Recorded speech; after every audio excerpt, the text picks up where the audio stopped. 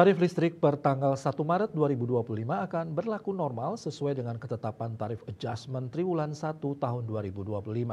Hal itu disampaikan Eksekutif Vice President Komunikasi Korporat dan TJS LPLN, Gregorius Adi Trianto.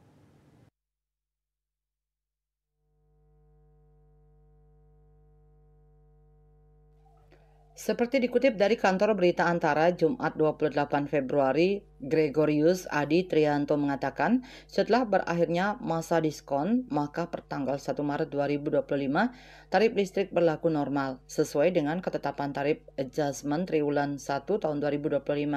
Craig menjelaskan bahwa paket stimulus ekonomi berupa potongan tarif listrik 50% bagi pelanggan rumah tangga daya 450 volt ampere, 900 volt ampere, 1300 volt ampere, dan 2200 volt ampere merupakan kebijakan dari pemerintah.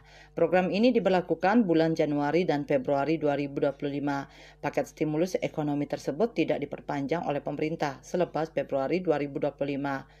Oleh karena itu, pada Maret 2025 tarif listrik kembali normal. Dikutip dari ketetapan tarif adjustment triwulan 1 tahun 2025 diantaranya Rp1.352 per kWh, 1.300 volt ampere, Rp1.444,70 per kWh, 2.200 volt ampere, Rp1.444,70 per kWh, 3.500 volt ampere sampai 5.500 volt ampere, Rp1.699,53 per kWh, 6.000 volt ampere ke atas, Rp1.699,53 per kWh.